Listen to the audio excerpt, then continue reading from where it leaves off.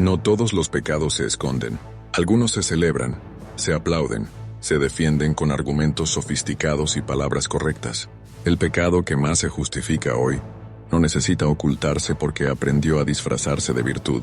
Y aquí ocurre algo peor, porque cuando el error se normaliza deja de sentirse como error. Se vuelve paisaje, se vuelve costumbre, se vuelve identidad. No se presenta como ruptura, sino como derecho. No se nombra como exceso, sino como necesidad. Y lo inquietante es que nadie habla de esto, porque señalarlo te convierte inmediatamente en enemigo. Este pecado no grita, razona, no impone, persuade. Se adapta al lenguaje de la época. Se reviste de empatía. Se protege con discursos que suenan correctos incluso cuando algo dentro empieza a incomodarse. Durante siglos el pecado fue visto como una desviación clara, algo que se cruzaba, se reconocía, se evitaba o se asumía. Hoy no. Hoy el pecado más aceptado es el que nunca se reconoce como tal. Vive en la justificación constante, en la frase que empieza con "me lo merezco", en la idea de que el deseo basta para absolver cualquier consecuencia. Pero aquí ocurre algo peor, porque cuando el deseo gobierna sin freno, la responsabilidad se diluye.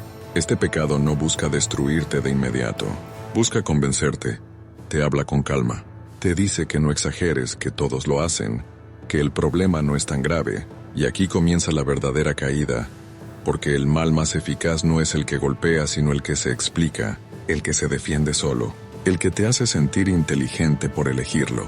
No se trata de una acción específica, es una actitud, una forma de mirar el mundo donde todo gira alrededor del yo, donde el límite siempre es injusto y la renuncia siempre es una pérdida innecesaria.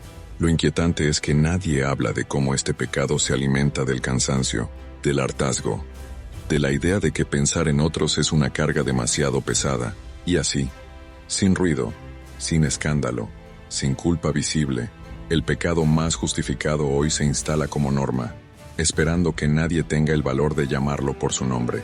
Este pecado no necesita templos ni altares porque vive en la mente. Se alimenta de argumentos, de comparaciones, de historias personales que siempre terminan absolviendo al mismo protagonista. No exige fe, exige validación. Y aquí ocurre algo peor, porque cuando todos validan, nadie cuestiona.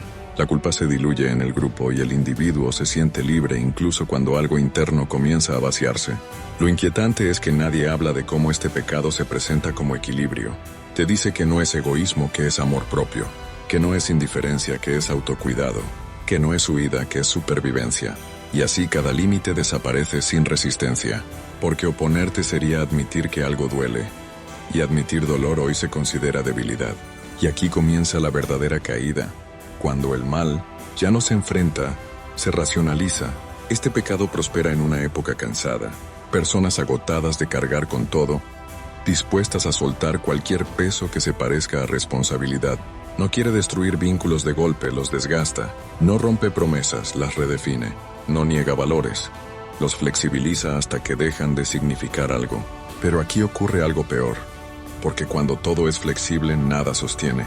No se manifiesta como crueldad, sino como indiferencia elegante.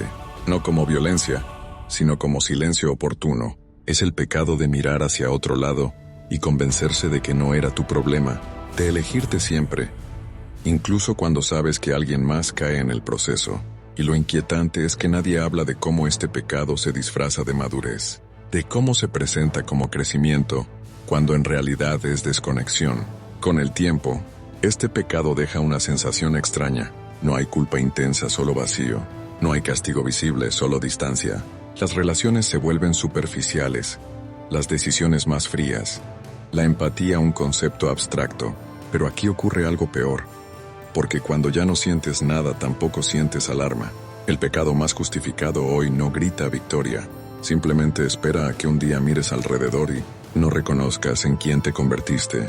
Este pecado no destruye de golpe porque no lo necesita. Le basta con erosionar, con hacer que cada decisión sea un poco más cómoda, un poco más favorable, un poco más centrada en uno mismo. No exige maldad, solo prioridad. Y aquí ocurre algo peor, porque cuando el yo se convierte en medida absoluta, todo lo demás empieza a sobrar. Lo inquietante es que nadie habla de cómo este pecado se vuelve invisible. No deja marcas evidentes, no genera rechazo inmediato. Al contrario, suele ser premiado. Quien lo practica aprende a avanzar más rápido, a sufrir menos, a involucrarse solo cuando conviene, y aquí comienza la verdadera caída. Porque el éxito sin vínculo termina siendo una habitación llena y silenciosa al mismo tiempo. Este pecado no te enfrenta con otros, te separa, no te obliga a elegir contra alguien, te acostumbra a elegir sin mirar. Poco a poco, el mundo se vuelve un escenario donde los demás existen solo en la medida en que no interrumpan tu camino. No hay odio, no hay ira, solo distancia. Pero aquí ocurre algo peor. Porque la distancia constante termina pareciéndose demasiado al vacío. Al final, este pecado no necesita ser nombrado para operar. Vive en la frase "primero yo", repetida tantas veces que deja de sonar egoísta. Vive en la renuncia silenciosa a cargar con lo que incomoda. Vive en la idea de que no debes nada a nadie. La pregunta no es si este pecado será castigado. La pregunta es cuánto queda de ti cuando ya no te debes ni siquiera a ti mismo.